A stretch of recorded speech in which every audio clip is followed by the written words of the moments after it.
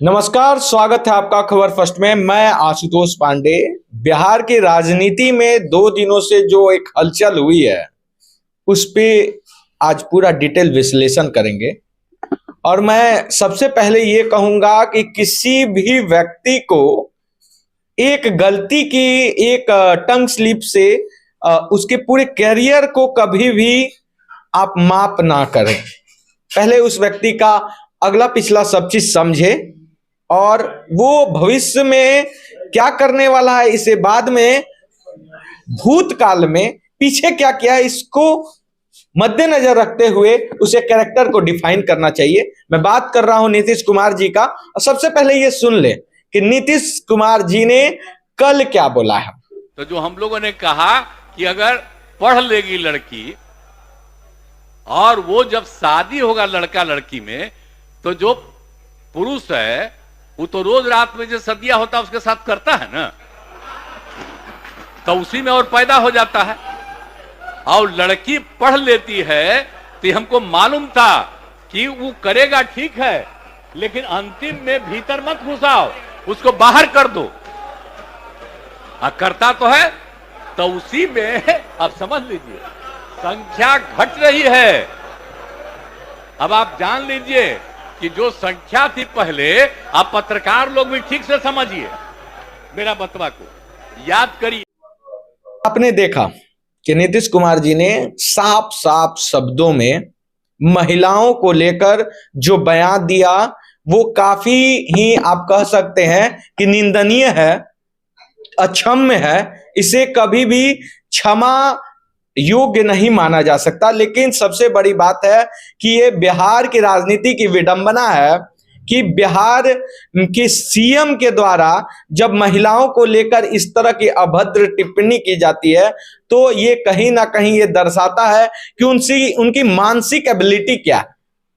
लेकिन इस बात पर आने से पहले और भी कई पहलू ऐसे हैं जिसे लोगों को समझना चाहिए कि नीतीश कुमार जी का वो काल, वो स्वर्णिम काल भी हम देखेंगे जिसमें उन्हें सुशासन बाबू से नवाजा गया, जिसमें उन्होंने महिलाओं के लिए कई ऐसे काम किए जो कि बिहार ही नहीं भारत में एक उनका पहचान बना, बिहार का पहचान बना कि हाँ बिहार में सबसे पहले साइकिल स्कीम लाया गया। महिलाओं को सुरक्षा को मद्देनजर रखते हुए बिहार में कई सारे स्कीम बिहार गवर्नमेंट के द्वारा चलाए गए। लेकिन वो जो स्वर्णिम काल था नीतीश कुमार जी का वो गुजरता है और उसके बाद उनका नाम पलटू चाचा रख दिया जाता है, जो कि मौजूदा अभी जो आपके उप मुख्यमंत्री है माननीय, मैं इसलिए कहूंगा क्योंकि उनके विरोध में बोलने से हो सकता है कि कई पत्रकार शिकार हो गए हैं, कई यूट्यूबर शिकार हो गए हैं विरोध ही बोलने से मात्र। इसलिए मैं माननीय लगा देता हूं कि वो समझ जाए कि मैं उन्हें बहुत इज्जत देता हूं, इसलिए मैं बोल रहा हूं।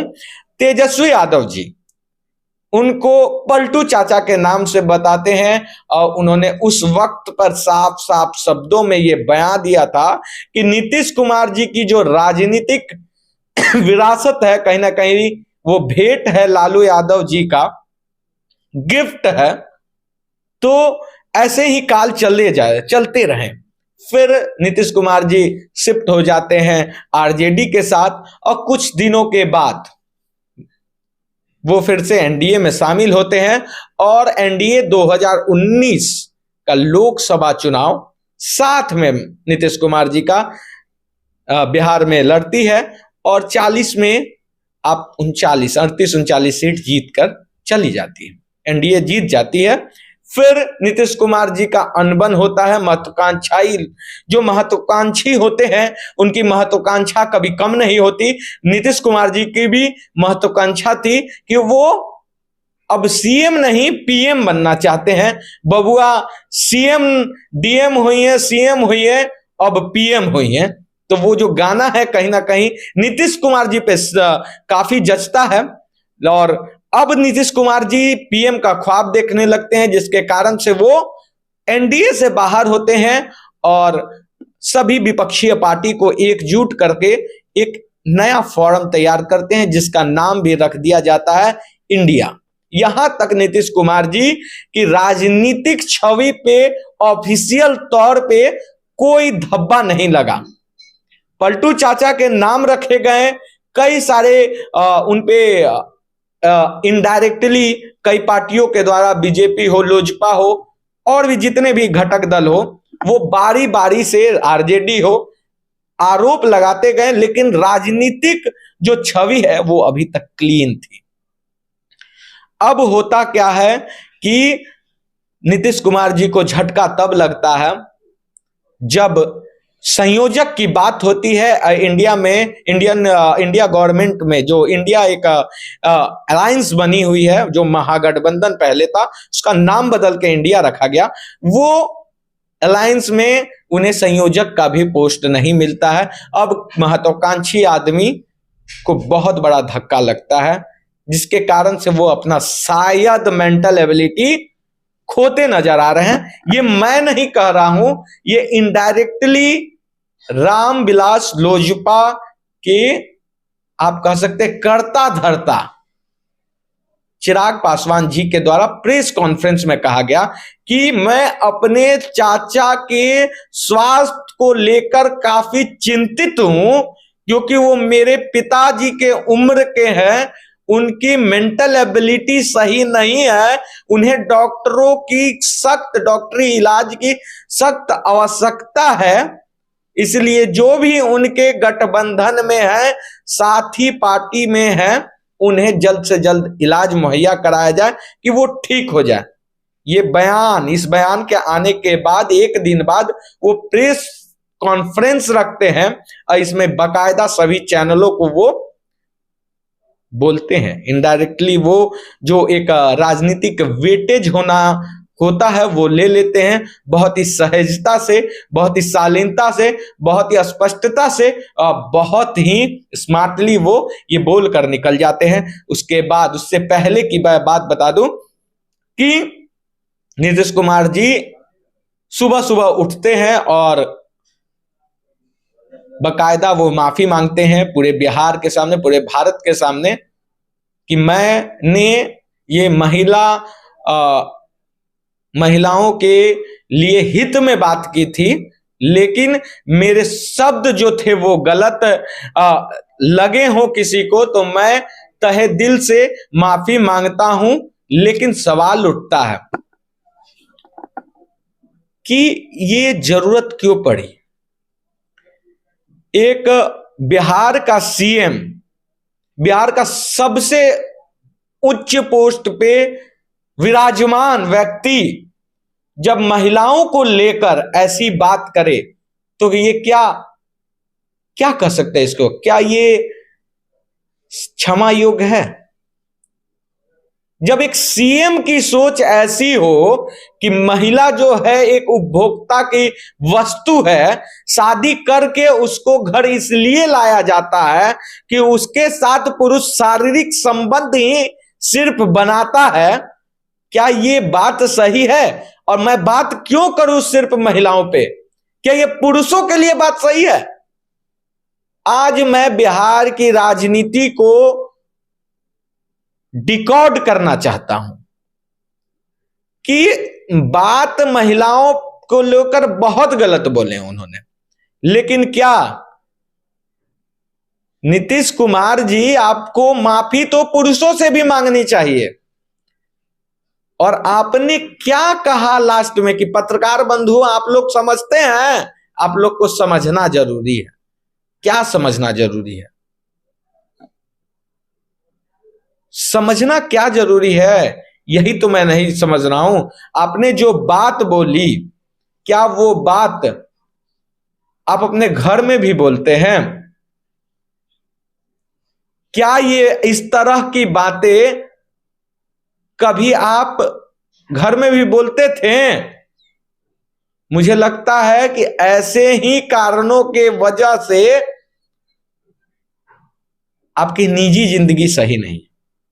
मैं बहुत ही देखिए, ऐसा कोई भी बात नहीं है जो इस जनता से छुपी हुई है, लेकिन एक आदमी की सोच, एक पुरुष की सोच ही उसके वर्तमान से उसके भविष्य को दर्शाती है।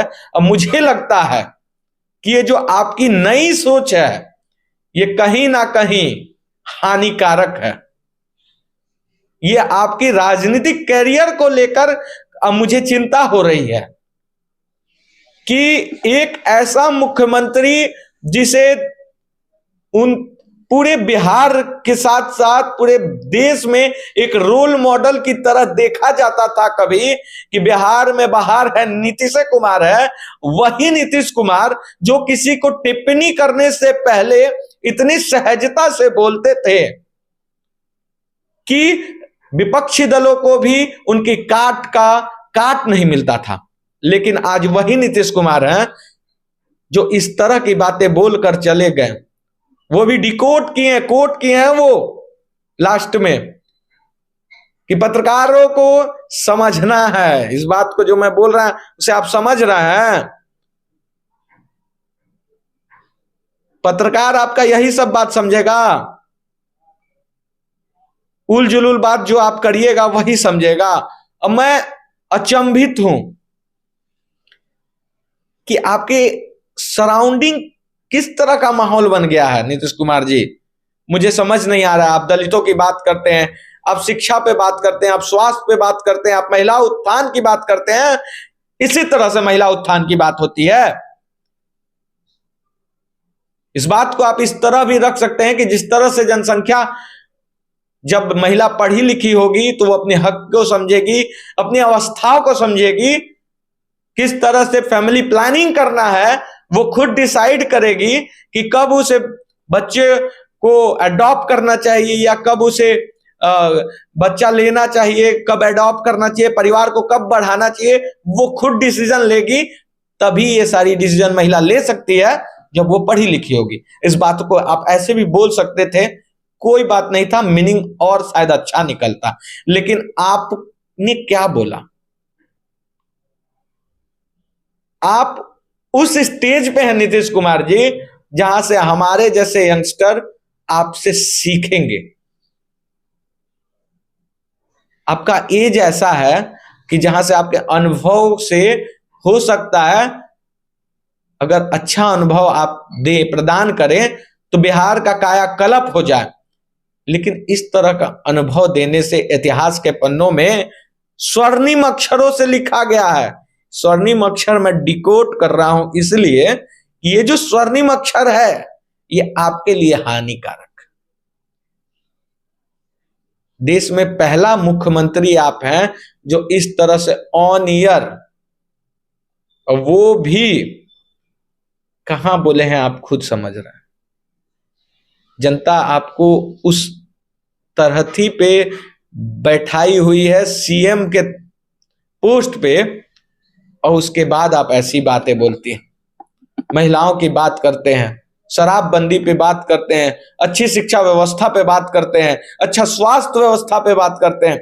लेकिन सवाल तो उठेगा ना, कहां सही है आप? ना बिहार में बुनियादी शिक्षा व्यवस्था सही है जो मैं रह रह के हमेशा उठाते रहा हूं, ना स्वास्थ्य व्यवस्था सही है, महिला असुरक्षित है, शराबबंदी फेल है। क्या कर रहे हैं आप? क्षणिक लोभ में, क्षणिक माया में आप इस तरह के जो काम कर रहे हैं, अपनी छवि को जो बर्बाद कर रहे हैं क्षणिक माया में, कुर्सी के लोभ में, ये कहां तक सही है? क्या लगता है आपका सपना है कि मैं तेजस्वी को सीएम बनाऊं? ऑन ईयर आपने कहा, क्या आपका सपना ये नहीं हो सकता कि मैं बिहार को गुजरात से डेवलप करूं, हर बिहारियों को उनके घर में जॉब दूं, हर युवा को मैं सरकारी जॉब के साथ साथ उन्हें इस तरह से काबिल बनाऊं कि उन्हें जॉब की आवश्यकता ना, वो जॉब क्रिएटर बने। लेकिन आपने ये कभी भी अपनी चुनावी भाषण में नहीं कहा। आपका भाषण निकला, आपकी मन की बातें निकली। आप प्रधानमंत्री की मन की बातों पे हमेशा टिप्पणी करते हैं, उनसे सीखिए। आज भारत विश्व के पटल पे कहां है? लीड कर रहा है। क्यों कर रहा है? क्योंकि महत्वाकांक्षा दृढ़ संकल्पित है, देश के प्रति उनका डेडिकेशन दिखता है, डिसिप्लिन दिखता है, इंस्पायर होते हैं लोग उनसे। आपने ऐसा क्या किया जो आपसे इंस्पायर हो लोग? ऐसी बातों पे, और चलिए, आपने, मुझे एक चीज बहुत अच्छी लगी कि नीतीश कुमार जी ने, अब मैं दूसरे पहलू पे आ रहा हूं, कि नीतीश कुमार जी ने माफी मांगा। मुझे बहुत अच्छा लगा कि सीएम के पोस्ट पे आने के बाद भी जब गलती रियलाइज हुआ, वो क्यों ना प्रेशर से रियलाइज्ड हो, प्रेशर से ही हुआ, लेकिन माफी तो मांगी ना। लेकिन अब देखिए दूसरे तरफ और भी कई मुद्दे हैं। विपक्षी पार्टी को मैं बोलूंगा, वो चाहे बीजेपी हो, लोजपा हो, या और कई ऐसे घटक दल हो, जो इस पे कई ऐसी टिप्पणियां दिए जो शायद उतना भी जरूरी नहीं था जितना इन्होंने किया। और भी कई मुद्दे हैं। विकास की बात करते हैं, बुनियादी शिक्षा व्यवस्था की बात क्यों नहीं करते हैं? वो चाहे चिराग पासवान हो या बीजेपी के कोई वरिष्ठ प्रवक्ता हो, नेता हो, क्यों नहीं करते हैं? आरक्षण की आप बात करेंगे, अगली पिछड़ी की बात करेंगे, लेकिन मैं बोलता हूं, आरक्षण से कितने प्रतिशत पिछड़े वर्ग को आज तक आजादी से फायदा हुआ? खुद झांकिए, समाज में देखिए।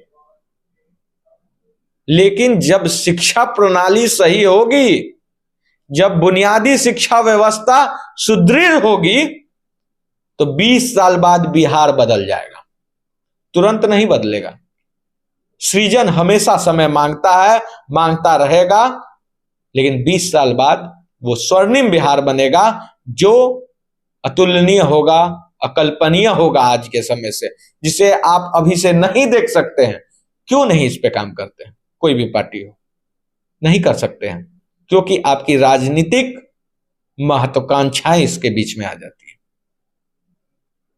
ऐसा कब तक चलेगा? मैं बिहार के लोगों को बोलूंगा कि इस मीडिया ट्रायल में ना फंसे। मीडिया बहुत अच्छा कर रही है जो दिखा रही है, लेकिन नीतीश कुमार के भाषण के साथ साथ और भी कुछ जरूरी है कि नहीं? नहीं घटा है बिहार में क्या? और भी कुछ तो दिखाया जा सकता है ना। प्राइम टाइम में नीतीश कुमार पे डिबेट चल रहा है एकदम, अब कि नीतीश कुमार ये बोल दिए टीआरपी चाहिए। वो भी तो टीआरपी के लिए करे, क्योंकि आप देखते हैं, आपको हमारी बातें अच्छी नहीं लगेगी। इसलिए नहीं लगेगी क्योंकि हकीकत कभी भी अच्छा नहीं लगता। आपको झगड़ा अच्छा लगेगा टीवी पे, जब दो पार्टी एक दूसरे के बीच इस तरह से झगड़ रहे हो कि उसका कोई कंक्लूजन ना निकले, वो आपको अच्छा लगेगा। तो वही ना दिखाएंगे हम फिर। जब आपको अच्छी बातें अच्छी लगेगी ही नहीं, आपके हक की बातें आपको सुनना पसंद ही नहीं, जब क्या सही है क्या गलत है इसके मेंटल एबिलिटी आप में है ही नहीं, तो क्या करेगा? लोग दिखाएगा, दिखाता है। कुछ ऐसे पत्रकार हैं जो नहीं दिखाते हैं, जो पत्रकारिता पे अमल करते हैं, जो सही है सही के साथ रहते हैं, गलत के हैं उनको खुलकर बोलते हैं। अभी भी कुछ ऐसे पत्रकार हैं, ऐसे कुछ चैनल्स हैं, लेकिन कितने परसेंट लोग उनको देखते हैं? मेरा सवाल ये है, कितने परसेंट लोग उनको देखना पसंद करते हैं? बहुत कम, रेयर। जात पे बांटी गई है। मैं ये पूछता हूं कि हिंदू मुस्लिम करने वाले जितने भी लोग हैं, थोड़ा एक बार समझें, कितने परसेंट हिंदुओं को मुस्लिमों ने आज तक सताया, या कितने परसेंट मुस्लिमों को हिंदुओं ने आज तक सताया? जब एक दूसरे में भाईचारा है तो राजनीति किस बात की? जब आप जुम्मे में जाते हैं, जब आपको कोई दिक्कत होती नहीं है, उसके बाद जब आप बिजनेस के गल्ले पे बैठते हैं, तो जब हिंदू भाई आपके यहां से सामान खरीदते हैं, मुस्लिम भाई आपके यहां से बिजनेस करते हैं, तो किस बात की मलाल? होली में जब आप विश करते हैं अपने कॉल डिटेल्स से निकाल कर किसी अपने मित्र को कि happy Holi, happy Diwali, happy Chhath Puja, और वही काम करते हैं हैप्पी ईद। किस बात का मलाल? तो मलाल एक क्या होना चाहिए, आपकी नजर में क्या होना चाहिए? इस बिहार को तब तक नहीं बदला जा सकता जब तक आप नहीं बदलेंगे। सीएम ने गलत बोल दिया, मीडिया ट्रायल स्टार्ट हो गया। सीएम ने क्या बोला इसको आपने पूरा देखा? मैं ये पूछता हूं। उनकी शब्द गलत थी, लेकिन क्या मंशा गलत थी? टंग स्लिप हो सकता है। चिराग पासवान जी का मुझे एक चीज अच्छा लगा कि उन्होंने कहा कि टंग स्लिप हो सकता है, माफी उन्होंने मांगी, भले ही प्रेशर में मांगा हो, विरोध किया। बिहार की राजनीति में एक ही नेता है आज के डेट में जिनका लहजा पसंद आया मुझे आज, विरोध करने का। और राजनीति इसी तरह की होनी चाहिए। आप महिलाओं को बुलाकर एक सुनियोजित तरीके से विरोध कराना, पुतला फुकवाना कहां तक सही है? वो किसी भी, मैं किसी पार्टी का नाम नहीं ले रहा हूं, सही है क्या? उससे कुछ रिजल्ट मिला क्या? टीवी पे दिखने से ज्यादा कुछ हुआ क्या? क्या वो सीएम से हट गए? बहुत गलत किया नीतीश कुमार जी ने, बहुत गलत किया, नहीं बोलना चाहिए था। और मैं उनकी सोच से काफी ज्यादा अहित हूं। अब मुझे आज लग रहा है कि उन्होंने, जो किसी ने बिहार को बदनाम नहीं किया, सबसे ज्यादा उन्होंने कर दिया बिहार को बदनाम। उन्हें तो अभी इस्तीफा देना चाहिए और किसी अच्छे डॉक्टर से दिखाना चाहिए कि हुआ क्या है उनको। बिहार की राजनीति का हर विश्लेषण आपको आज से खबर फर्स्ट पर देखने मिलेगा। हर दिन का विश्लेषण, हर पार्टी का मूव आपको खबर फर्स्ट पर देखने मिलेगा।